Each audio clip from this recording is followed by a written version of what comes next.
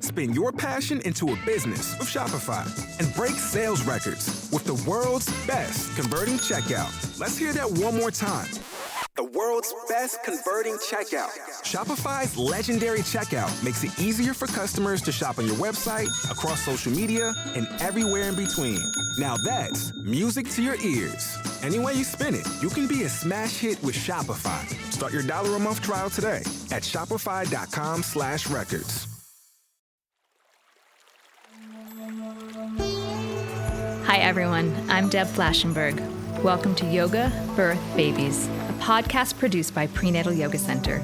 We will be diving into everything prenatal yoga, birth, and baby related, hoping to inspire, educate, and empower you through your journey into motherhood. Thank you for listening. Hi, I'm Deb Flashenberg. I'm your host for Yoga Birth Babies, and today we have a community birth story. I'm calling it The Importance of Self-Advocacy. So I'm speaking with one of our community members, Jessie Katz. She is the mother of 3 beautiful little girls, and she's a former PYC student. She was with me for her first birth, and then she's moved to Connecticut since then. But we do keep in touch on social media and just in each other's lives that way.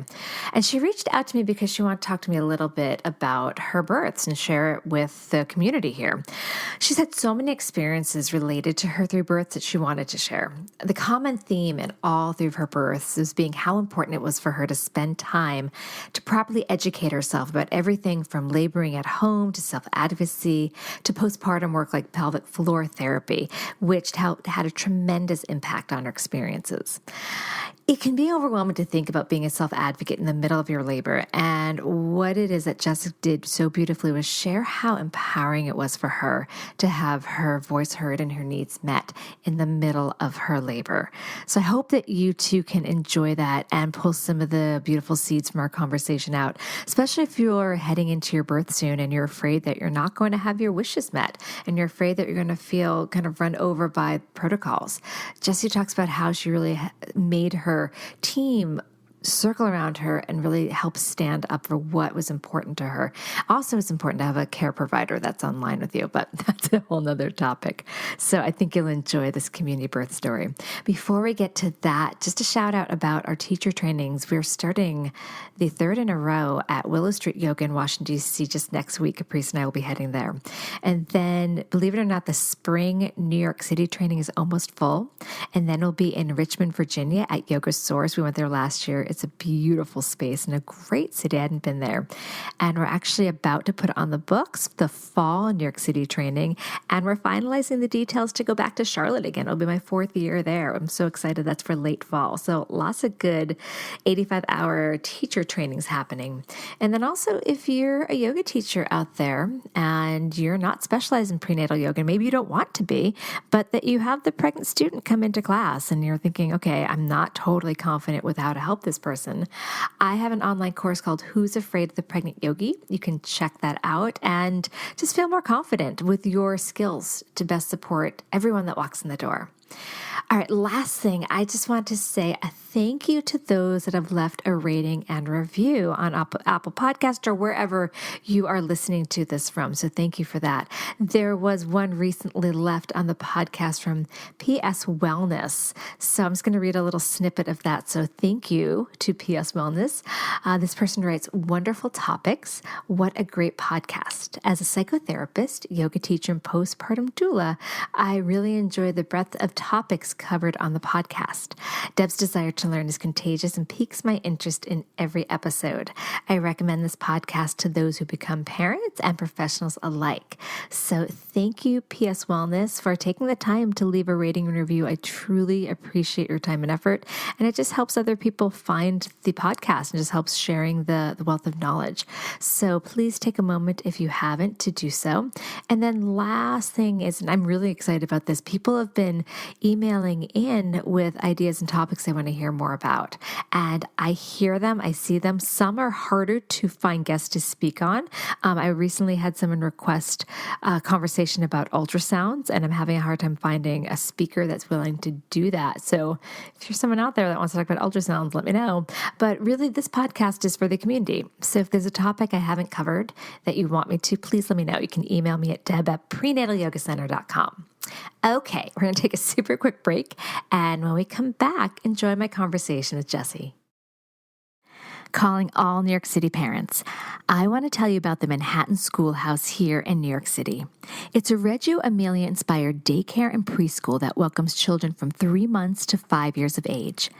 Knowing and appreciating the busy lives of New York City families, Manhattan Schoolhouse's programs offer full-time, year-round childcare. Their program maintains a low teacher-child ratio that ensures each child gets the attention he or she needs. And the children are fed meals catered by companies that provide only high-quality, nutritious foods with locally sourced ingredients. The Manhattan Schoolhouse children engage in enriching daily activities such as yoga and dance, music classes, and lessons in foreign languages. Parents, children, and teachers work as partners to best support each child's developmental growth as an individual and a member of a community. They truly value relationships and believe that every interaction with each child matters. Manhattan Schoolhouse is currently located on the Upper East Side and has a new site opening on West 28th Street in the heart of Chelsea. To learn more about Manhattan Schoolhouse and schedule a tour, check out their website at www.manhattanschoolhouse.com. www.manhattanschoolhouse.com. This podcast is sponsored by Skylight Calendar. Let's be real. Running a household can be exhausting and chaotic. And finding the perfect Mother's Day gift, it's not exactly a no-brainer. Until now. The Skylight Calendar is the best way to organize the family and give everyone, especially mom, some peace of mind to enjoy the things that matter most. The Skylight Calendar is a smart, touchscreen calendar that keeps track of and manages the chores, dinner planning, groceries, and to-dos for the whole family. The Skylight Calendar automatically syncs each family member's digital calendars and displays them all together on one color-coded touchscreen. It even doubles as a digital picture frame, so you can finally share all those special moments that are just sitting on your phone. As a limited-time offer for our listeners, get 15% off your purchase of a Skylight Calendar when you go to skylightcal.com/easy. That's SKYLIGHTCAL.com/easy. Get 15% off your Mother's Day purchase now at skylightcal.com/easy. Hi, Jessie. How are you? Hi, I'm great. Thanks for having me. Absolutely. I'm so excited to talk to you because, as I was saying before we started recording, you showed up for class a lot. And first of all, always sat in the same area, which I get because I'm the same way. I find my spot, I want to stick to it. But always smiling. Even when you were like, I feel like crap or whatever, you were like, you said it with a smile. So you're just one of those people that just make me happy. So I'm so excited to chat. So I guess let's start with a little bit about yourself. Sure. So I know you and the Prenatal Yoga Center from my time living in New York City. We moved to Connecticut, right outside New York City, about 3 years ago. And I had my first daughter in the city, and I've had 2 girls up here in Connecticut. So I have 3 girls right now. And that means I had 3 pregnancies and births to the 3 of them in 3.5 years. So it was a lot. You're busy. I've been busy. I am busy. I'm really tired, but it's great. I absolutely love being a mom, and I feel like I had a wonderful lead up to being a mom while I lived in New York City during my first pregnancy. Yeah, New York is fun. So I know we've connected through Facebook and you've listened to the podcast. So I love that you reached out to me. Will you talk a little about why you reached out and what you wanted to share about your stories? Sure.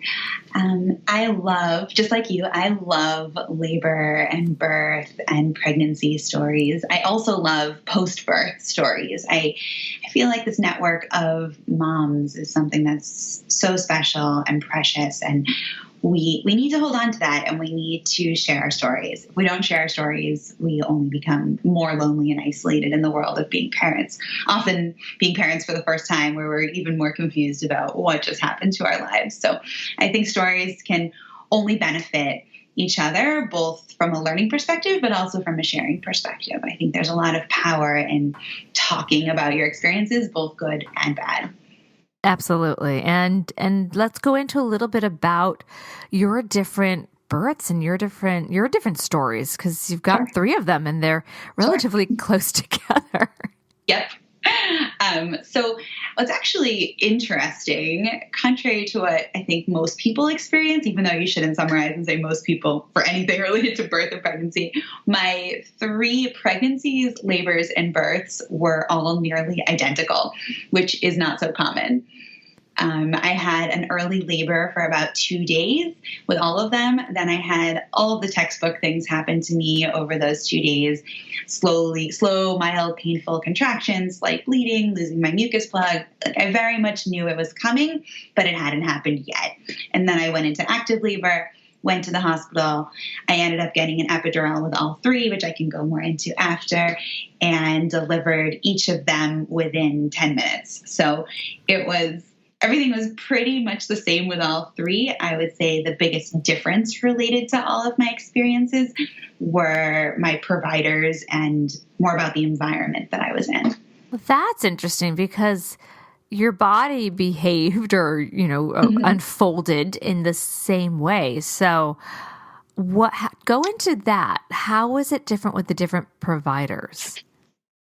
So with my first, I was very excited. We worked with a midwifery practice in Manhattan, and it was every single step of the way was amazing. I planned to deliver in the birthing center at Mount Sinai West, but when I went into labor, it was short-staffed and closed, despite the fact that I was completely healthy and would have qualified to get in, which I was very excited about. Unfortunately, the birth center doesn't exist anymore, but that whole experience was shaped by my overall experience with the midwifery practice, and it was amazing. When I moved to Connecticut, in our town, there are no midwives. Midwives are in neighboring communities, and I decided to stay local because we had an 18-month-old at home, and I went to one of the top OBs here. So basically, my experiences were shaped by having a midwife and then going with an OB for the most recent 2 births that I had. And then with my first birth, I had a doula who I hired. My second birth, I had a friend who was a doula. And with my third birth, I did not have a doula, but I had some friends on call who are doulas. That's really interesting. And it's funny. I think you listened to the podcast. I did one with Dr. Neil Shah, and he talked about that the biggest influence of how your birth unfolds is the place in which you birth and your care provider. Totally agree. So let's dig deeper. So I know that, if I remember correctly, and please correct me, that you came back, you had a midwife, you had a doula, and was there disappointment or was there something about the first birth, or am I confusing this with something? Well, I had planned to go completely natural, completely unmedicated with my first birth and my midwife team and my doula. I was very excited to deliver in the birth center. I worked so hard for that. And I think emotionally, when I found out when I was on my way to the hospital and we called to let them know we were coming in, that when I say hospital, the hospital and birth center were connected. They relayed the unfortunate news to us that the birth center was short-staffed and closed. And that, in conjunction with a whole bunch of other hospital-related issues that happened that were completely unrelated to me, physically, emotionally, or anything, everything just became very out of my control, I should say. And it was very stressful and very disheartening. So at one point, I don't want to say gave up, but I felt like I literally gave up, where I said, just give me an epidural. I can't deal with what's going on around me. And it was very unfortunate because I couldn't focus on myself at all. I was just completely focused on how to literally navigate what was going on in the hospital. It was right when Mount Sinai West was becoming Mount Sinai West. There was a lot of construction going on. There weren't enough rooms available. Like I said, the birth center was closed. They were short-staffed. It was just a crazy situation all around us. This podcast is sponsored by Skylight Calendar. Let's be real. Running a household can be exhausting and chaotic. And finding the perfect Mother's Day gift, it's not exactly a no-brainer. Until now. The Skylight Calendar is the best way to organize the family and give everyone, especially mom, some peace of mind to enjoy the things that matter most. The Skylight Calendar is a smart, touchscreen calendar that keeps track of and manages the chores, dinner planning, groceries, and to-dos for the whole family. The Skylight Calendar automatically syncs each family member's digital calendars and displays them all together on one color-coded touchscreen. It even doubles as a digital picture frame, so you can finally share all those special moments that are just sitting on your phone. As a limited-time offer for our listeners, get 15% off your purchase of a Skylight Calendar when you go to skylightcal.com/easy. That's SKYLIGHTCAL.com/easy. Get 15% off your Mother's Day purchase now at skylightcal.com/easy. Hello, it is Ryan, and we could all use an extra bright spot in our day, couldn't we? Just to make up for things like sitting in traffic, doing the dishes, counting your steps, all the mundane stuff. That is why I'm such a big fan of Chumba Casino. Chumba Casino has all your favorite social casino-style games that you can play for free anytime, anywhere with daily bonuses. That should brighten your day a little. Actually, a lot. So sign up now at ChumbaCasino.com. That's ChumbaCasino.com. No purchase necessary. VGW Group. Void where prohibited by law. See terms and conditions. 18+. Yeah, I vaguely remember that that transition. So for listeners, it used to be called St. Luke's Roosevelt, which is what I still refer to it as. I know I'm so old school that way.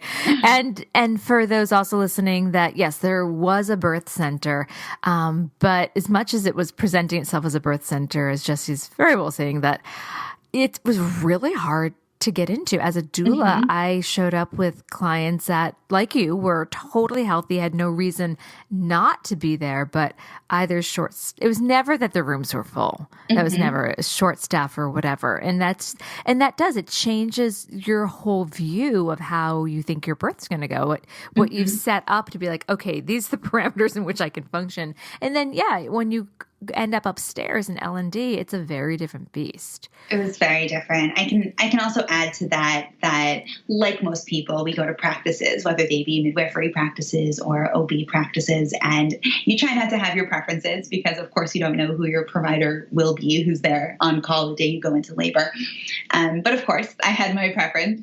I really wanted one of the midwives at the practice to deliver my baby, and I went into labor on a Friday night at the hospital amidst all the chaos I was previously speaking about. And I knew that she came on at 8:00 in the morning on Saturday. And all night long, I wasn't really progressing. But as soon as she walked in, despite being exhausted, I immediately snapped into active labor and was able to deliver with my amazing midwife, who is still one of my friends today. So I think that the emotional piece it's a real thing. Was it Jessica, the midwife? Is that who? No, it was Rachel. Okay, because we've had a few different midwives come through as and Rachel had come through. Yep, she had given birth about 6 months before me, she had also religiously attended the Prenatal Yoga Center. Yay! So then also talk to me about how things differed. So again, your labor was pretty much the same. So how are things with the second and third birth? Okay, so my labor was very similar, but something I learned is that though midwives stay with you usually the whole time, they're yours. OBs do not. OBs are very busy. They come to the hospital when you're about to deliver a baby. They're not there during your whole labor, especially if your labor is long.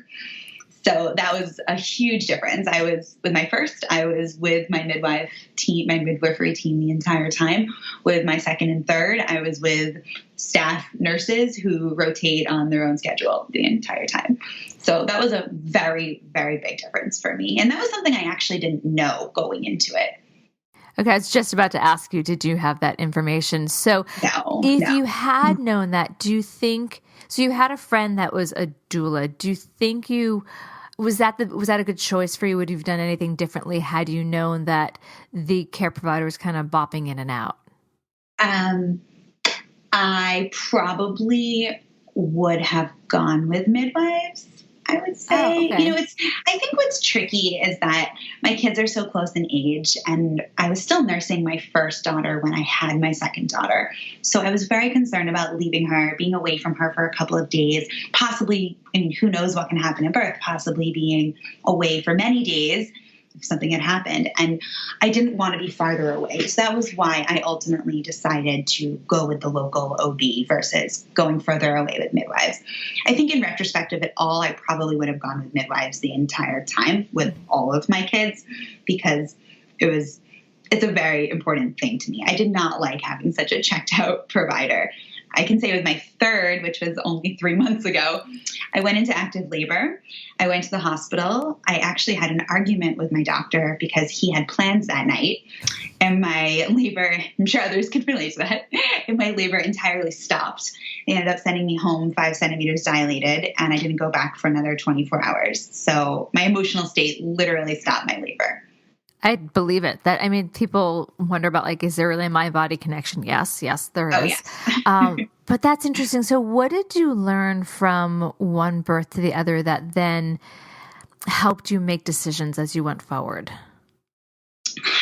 Well, I remember starting with my first, I had a pretty lengthy birth plan. With my second, it was kind of lengthy. And with my third, it was right to the point. It was 1 page long, but it was very firm and based on informed choices. And I felt very strongly about everything on it. So I think that I personally was just a much stronger person and advocate for myself in each birth, to the point where it almost didn't matter who my providers were, even though it did matter, of course, who my providers were. So how did this information and education, because you're saying like you were really being an advocate for yourself, how did that help you communicate with the team? And because when you're really in the midst of labor, it's not really the time to negotiate. So Totally. I guess let's back up to, how did you communicate with your care provider before labor? Because that's when you can have more of an equal level conversation, and when you're not in the middle of labor land. And then how did you empower your birth posse to help keep your vision alive? Yeah, great questions. And I would actually, though I agree with the statement you just said about how it's easier to have these conversations before, you should have seen me. I was I was the doula in the room. I was my own doula. My doulas told me I didn't even need them because I was so firm in advocating for myself. I was so confident. It was basically a battleground, like many hospital settings can become. And I was relentless. I knew what I wanted, and I was not going to step down. But I can definitely say that 2 things are really important that really, really significantly impacted this. One was trusting my birth team, which extends to trusting the team of help at home with my kids, having confidence in those around me, whether that just be my husband or my midwife or doula or even just myself. I think with my third birth, I didn't have a huge team around me of people who I trusted, but I did trust myself, and thank God I was healthy and I could continue to advocate for myself that entire time. The other thing I would say is understanding labor, delivery, and recovery and the processes. I think that with each birth, I used the breathing and pushing techniques that I learned at the Prenatal Yoga Center, and they were really a game changer with each of them. I knew what to do before doing it, and I wasn't scared. I felt empowered by my knowledge, and that literally and emotionally pushed me through the experiences. I think, parts of my birth plan, such as delaying, or with my third, I actually declined the eye antibiotics for my daughters. I really felt uneasy about it. And then I learned more about it. I became more educated, and I realized that I didn't need to do that. It was not a requirement. I vaccinate my children, but I knew that this was not actually something that needed to be done. And I got a lot of pushback, but then ultimately I didn't do it. And I think that having that confidence and the confidence rooted in knowledge was really what made me feel more comfortable advocating for myself. Oh, I have so many questions, but okay, let's go into how, and you're a really smiley, happy person, so that helps. You don't come in with a scowl. So how did you, when you were speaking with the staff, how did it not become confrontational when you were staying strong to your beliefs? It totally did. My husband, if he was on this podcast right now, would probably be saying it was absolutely a nightmare for him and extremely embarrassing for him. But I felt really confident. I said what I wanted. I've learned from professional and personal experiences, when you have something to say it once, say it firmly, like confidently, and move on. This is what we're doing. We're just not going to argue further about this. I'm not going to go on and on and on and back and forth. This is just what I want. I know what it is. That's it. And I think that's what made my birth plan actually so much shorter. It just said, no eye ointment. There wasn't a whole paragraph about it. No one cares about the paragraph. It just said, don't do it. So when there was pushback, how did you handle that? Great question. So this is a story that you might want to hear later on for another question. But the worst birth-related story actually happened with my third. I had an excellent nurse for the delivery. She let me stay for over 4 hours in the delivery room, just cuddling my baby skin to skin. It was amazing. I realized while texting family members that we had the baby that she hadn't even weighed the baby for hours. She just literally let me hold her and protected that space for me, which was a complete game changer. It was wonderful to be in an environment that I was not so comfortable in, but to have a nurse who really protected that room and made sure no one came in and it was all me and my baby and my husband, which was incredible. But what actually happened after that when they wheeled me to recovery was I had in my birth plan no nursery. I didn't want them taking the baby no matter what. And based on my education, I knew that they could do pretty much everything in the room with me. So that didn't happen. We got to the recovery floor after I had been skin to skin with my new perfectly healthy baby. And they convinced me to drop the baby off in the nursery. They told me it would be 5 minutes. And by the time I went from one hospital bed to the next into my recovery room, I would have the baby in my arms again. So I, in my emotional state, said yes. I told my husband he had to stay there outside the nursery watching. And I went to my room. They gave me an upgrade. The nurse was super nice who I was with for the delivery. And I got a private corner room. And we're not talking New York City anymore. It was beautiful. I had wraparound windows. It was actually the isolation room, which you'll see in a second actually turned out to not be so good. So it was wonderful. So time starts ticking. I'm sitting there alone in this room. I realize no one can hear me because I'm in the isolation room. I had previously had an epidural, so I couldn't walk yet. And my nurse button wasn't working. So I had no way to get in touch with the outside world. About 10 minutes goes by and I call my husband and I said, "Where are you? And where is our new baby?" And he said, "I have unfortunate news and they need to keep her." And that was when this side of me came out that I honestly didn't know existed.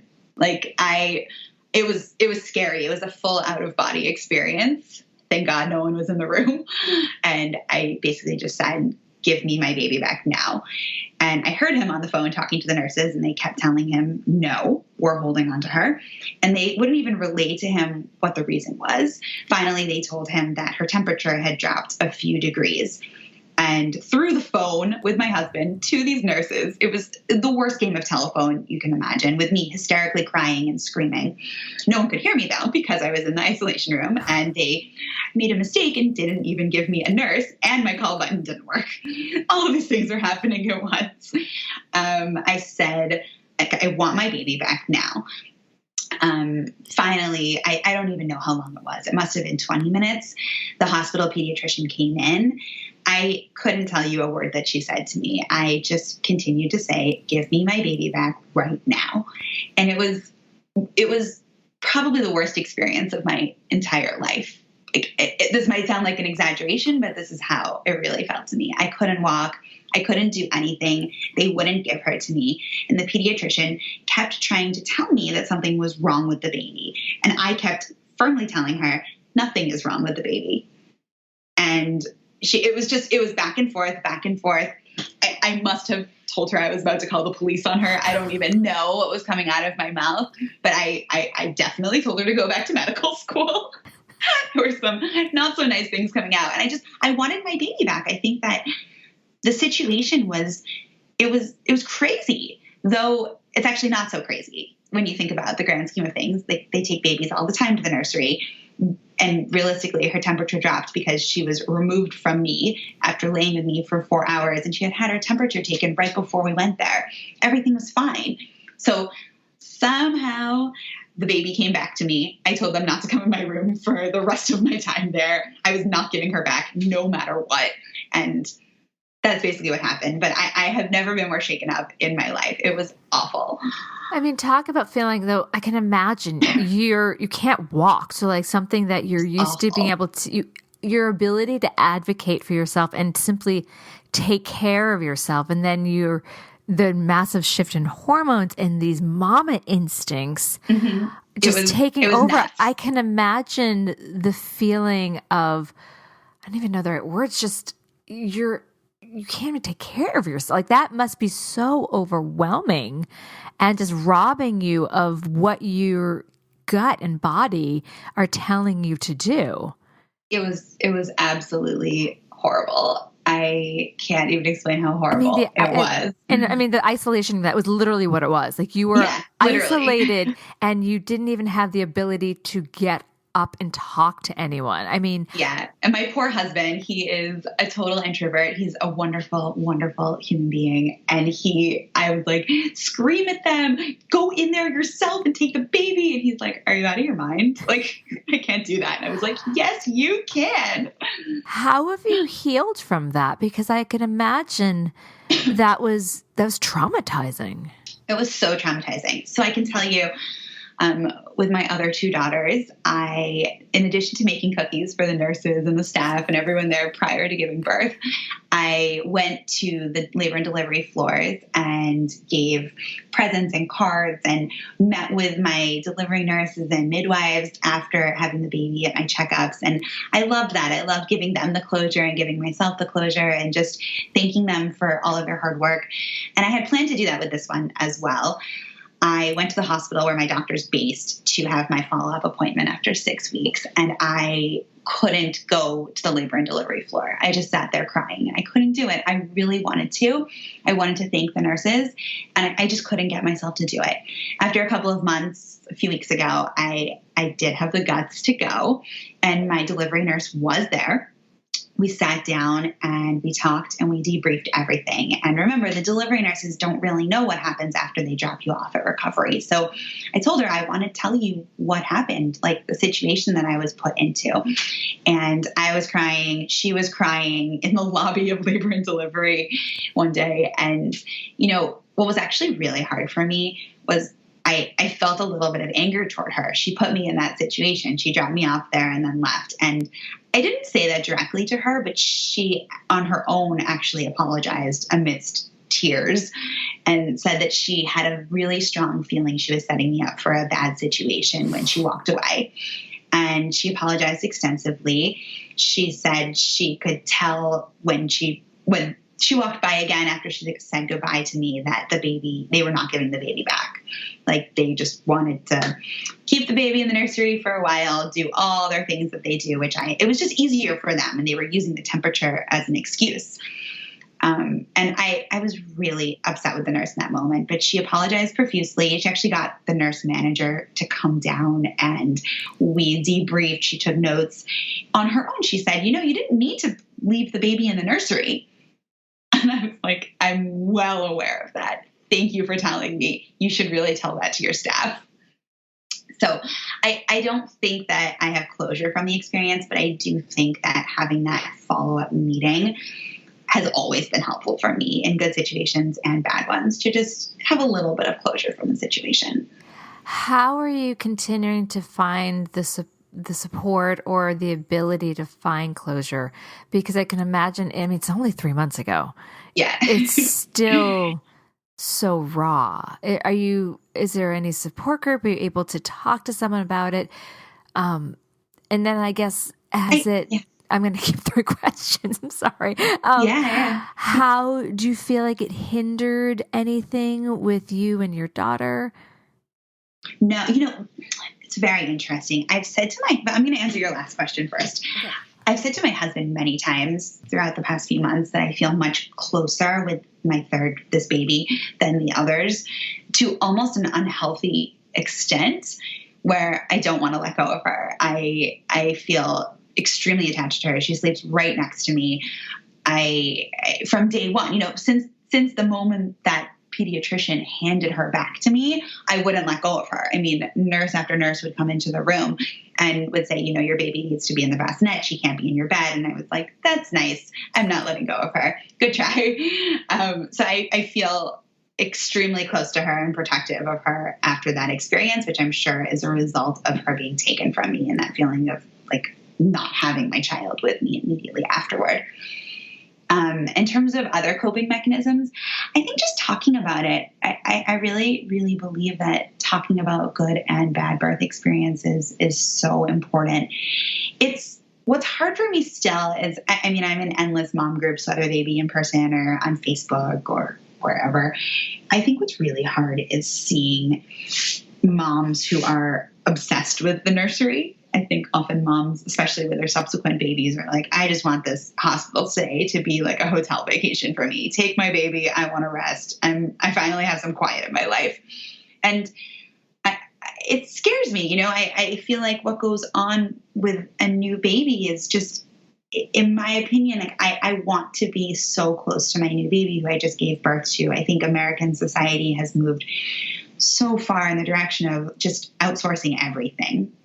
And obviously there's health situations where if you have a C-section or if something were to go wrong during your birth, you need to be recovering on your own. And even with a vaginal birth, you need to be recovering on your own. But if you're capable of being with your baby, I think it's so important to have that immediate time with your baby. So it's hard for me when I read about people complaining that the nursery wouldn't hang on to their baby long enough, or these mom or baby-friendly hospitals that are popping up everywhere. And people complain about baby-friendly hospitals a lot, which I find just to be so fascinating because I really believe in this. Yeah, I just want to say though, I do appreciate it. But I like that you added that there are times, because I don't want to judge what others do, but there are times like after my first, which was 42 hours. Oh my gosh. That was like a work week. Mm-hmm. We had a home birth. So I actually had the opposite, that I could have used some help. Like the midwife and the doula left a few hours later, and my husband and I, after this massive, whirlwind of emotion, and I was physically kind of a wreck, that I would have been that person that would have been like, I think I need the nursery. But we didn't. Yeah. We literally like, how many hours until the postpartum doula is here? We just have to keep the baby alive. So just while I hear you, I just want for listeners to know that, sometimes I would have been that person that would have been like, where's the nursery? Totally. So, you know what's interesting? I think if I had all the time in the world right now, I would actually elaborate to say, if I trusted the care in nurseries more. Yeah, I'm generalizing here, but based on my own real experiences, if I trusted the care more, I would absolutely feel that way as well. I can't tell you how many times I passed the baby off to my husband, or my doula in the time. Absolutely. But with my first, when we were in the city, I remember telling my husband, we're holding on to the baby. We're not bringing her to the nursery. And at that one weigh-in where they require you at like midnight, they weigh all the babies. When they require us to send her to the nursery for 5 minutes, you have to go. And he was so tired and did not want to go. And I kept insisting. And then it was time. And he just gave me this look of, are you serious? Like, this is finally our 10 minutes to rest. I really need to go. I was like, do not leave her for 1 second. And he went. And when he came back, he said to me that I was completely right. He's like, I did not like what I saw.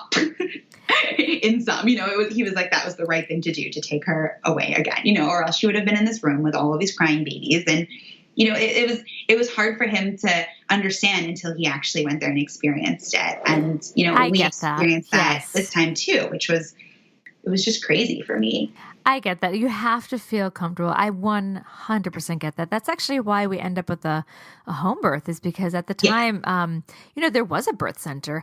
I, like you, had, would have been, I assume, healthy person for it, I didn't trust I'd get in there. And I knew that as a doula who saw it. So it's not that I didn't trust the hospital. I didn't trust that I'd get in there because there's so many reasons not to. So I hear what you're saying of you have to go with where you feel the most comfortable, where you can, with who and where you can unwind. So I hear what you're saying. So let's shift a little bit to how you got all this education, like, because you were, I feel like so many people going in saying, had I known. How did you educate yourself to be able to have these conversations with your care provider and the nursing staff and then feel the confidence? It's a great question. There are two books that really stood out to me prior to having my first daughter, and they were the two La Leche League books. One is on baby sleep and one is on breastfeeding. And basically La Leche League, the books are very similar to each other because they say they're actually intertwined in a lot of ways, emotionally and physically. So I think I did a lot of reading. I talked to a lot of like-minded people. Advice that I would always give to people, which I can talk about more after, is getting advice from the right people. Don't just get advice from everyone. I mean, if you see on these mom groups all the time, can anyone suggest a care provider? And you get 500 responses. And often, a lot of them are the same, but just because the majority of people suggest doing anything doesn't mean that's the right thing for you. So figuring out what my personal needs are and then finding the right people and support system to match my personal needs, which includes being there for physical support and also being there to give me the education that I needed. A lot of my friends joke about with our first doula, I'm actually embarrassed to say this. I interviewed 23 doulas. Yes, that's true. 23. And I have a spreadsheet to prove it. I 100% believe you. I did. And I can tell you that the doula I chose, loved her. I can tell you she wasn't the warmest. She wasn't the most cuddly and loving. She has these qualities, of course, but she wasn't that. She was exactly what I needed, though. She had the knowledge that I needed by my side in the birth room. She was part-time employed by the hospital and birth center as a yoga teacher there. So she knew the ins and outs of the hospital. She knew little things like where we could find a refrigerator, where we could get some water, ice if we really needed it and we weren't in a room yet, etc. She had that knowledge, which gave me the confidence to work with her over other people who might have been a better fit. She's not my best friend today, but she was absolutely the right fit in that situation. And she was not the most recommended either. So she was the one who matched the needs that I figured out that I had in that situation. All right, when we're off the air, I'll ask you who it is. Okay. This is interesting. Okay, so I think like finding the right fit for what you need and staying very true to that, not just doing what people tell you to do. Now, this is great. This is really great advice. So you've now had 3 different births and they were similar. Did they differ in how you physically and emotionally healed from birth to birth? So I think a huge part of my physical and emotional healing related to my breastfeeding journey. I have breastfed all 3 of my kids. With my first, she never wanted to stop. So I was nursing her when I had my second, not literally at the moment, but I ended up tandem nursing both of them. So that was a crazy experience. It was like having twins, but not having twins. That was challenging. With my first, I also had an amazing sleeper. She slept through the night basically from day one. But for some reason, I thought I needed to pump milk nonstop. So I pumped milk every 3 hours all night long for many, many, many months. I ended up donating over 1,000 ounces of milk to the New York, 1,000 to the New York Milk Bank, and also to a few friends who had preemies in the NICU during that time. So it was an amazing opportunity to do all of this. But with my second, the incredible lactation consultant at the hospital here told me not to open my electric pump unless I needed to. I'm privileged that I work from home, so I can nurse my babies from home. And it was a complete game changer. I wasn't up all night attached to a machine for absolutely no reason. So I realized the importance of not doing what everyone says to do and really seeing what your baby needs in the moment and what you need in the moment. It makes a huge, huge difference. Also, I think with subsequent births, you get so much perspective on the whole situation. Mm-hmm. Breastfeeding, like all things with being a parent, even recovering from birth, it's about this perspective. And each of these phases is so short. Within a few months from now, I'll be nursing less as my baby transitions to solid food. Being up all night isn't forever. It's a short period of time when your baby really needs you. So understanding that with subsequent births and understanding that by talking to experienced parents with your first birth is just so important to really internalize. I think about some of the shifts between my first and second and just our confidence of like, okay, definitely, the baby's going to be okay. And just where you don't need to obsess. Like I don't know about you, but I would go down a rabbit hole of like researching. This is ridiculous. Everything. I'm going to out myself. Like not just everything, like the best toy and only wooden toys. And then by the second, I'm just like, don't chew on knives. I mean, like, it's just crazy. Like I really would. We spent hours researching and then I would pat myself on the back, like so good. And then I'm just like such time wasted. Again, it was just so much time wasted. Oh my God. When I wanted to, I can tell you we moved to this house with my second and all I wanted to do was cloth diaper. So I think I was awake for 48 hours straight. I must have read I know every single thing there is to know about cloth diapers, like every single thing. Long story short, our washing machine can't handle them. We don't have them. We're not replacing our $1,000 washing machine. It's just not happening. I hear you. Yeah. And that's sometimes it. Sometimes you have to step back and be like, okay, I'm glad I did it for that first one. I learned not to do it. I think there's even like some Huggies or Pampers commercial about that. But so here's some advice, and maybe it's not warranted advice or wanted advice for first-time parents. Put your stress elsewhere. Yeah. No, I hope totally. That's not rude to say that. Totally. I mean, I can see that. I feel like also something I've done more and more so with each birth is that I really lean into being a parent, like more and more so with each baby. And I feel like when you really pay attention to what your baby needs, it's a game changer. Like if you just listen to the different types of cries, it changes everything. Yeah, and learning each kid responds differently. That's something I've learned with my two is that one thing I can do with one is not going to fly with the other. And that was a surprise when they were babies because I thought, okay, I did this once before. I got it. Each child has their own personality and own needs. Yep, exactly. And I really, really feel this way. Like people often ask me, what swaddles do we use for our babies? And here's a little secret. I don't really swaddle my babies. I really like when my kids can reach their hands. It might keep them up a little bit more during the night, but they love their hands and they sleep great and they're totally fine.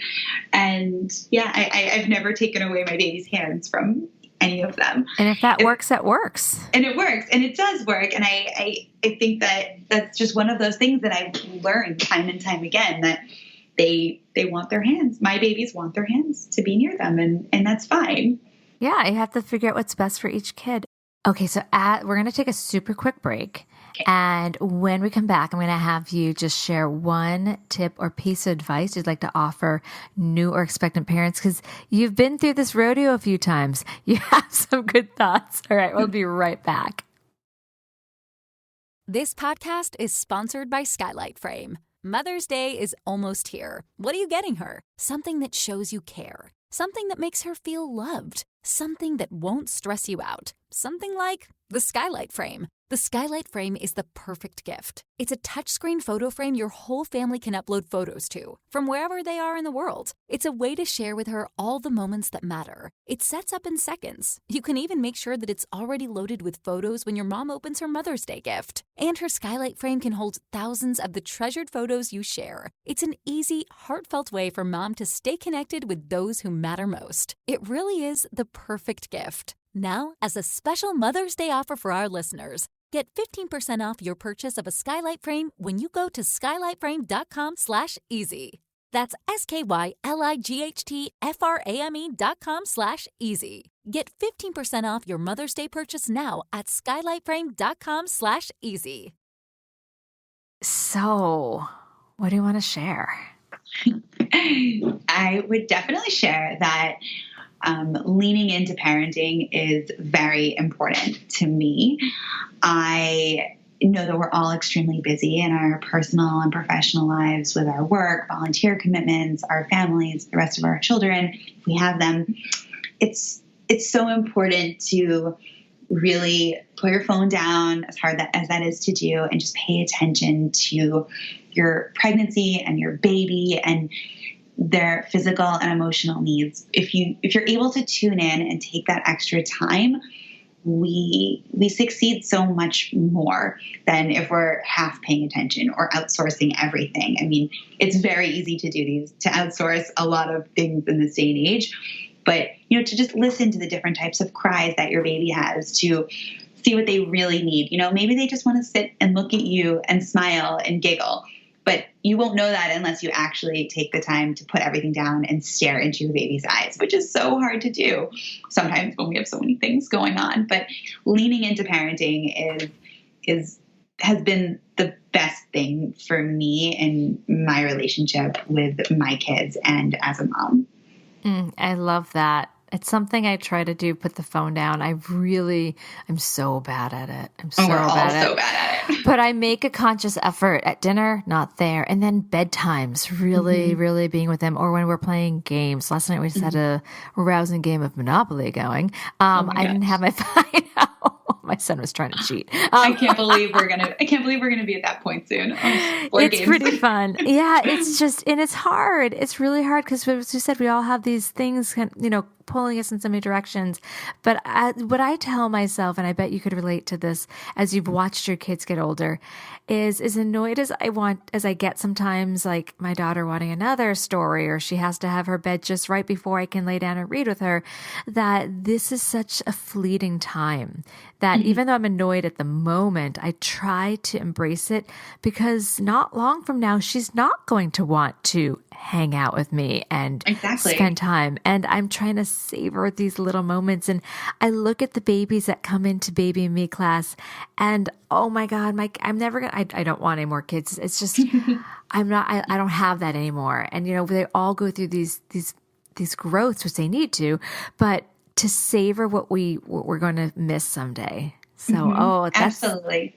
That's such great advice. Thank you. Yeah, of course. I would also add something I mentioned before is your needs change through pregnancies and subsequent births. And, like with my second, I was equally, if not more focused on the fact that I had an 18-month-old at home who had never been left alone, who I was also nursing, like I mentioned.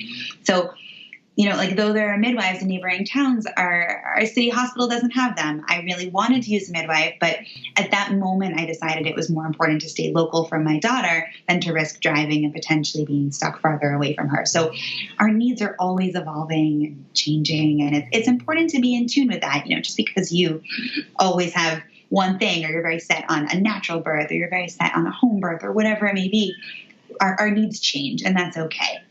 Yeah. Oh, thank you, Jessie, for being so open and for sharing and hopefully inspiring.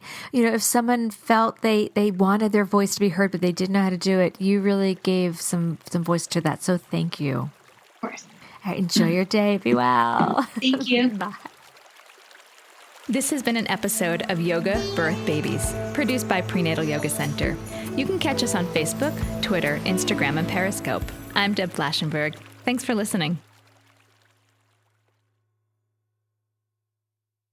Hello, it is Ryan, and we could all use an extra bright spot in our day, couldn't we? Just to make up for things like sitting in traffic, doing the dishes, counting your steps, all the mundane stuff. That is why I'm such a big fan of Chumba Casino. Chumba Casino has all your favorite social casino-style games that you can play for free anytime, anywhere with daily bonuses. That should brighten your day a little. Actually, a lot. So sign up now at ChumbaCasino.com. That's ChumbaCasino.com. No purchase necessary. VGW Group. Void where prohibited by law. See terms and conditions. 18+.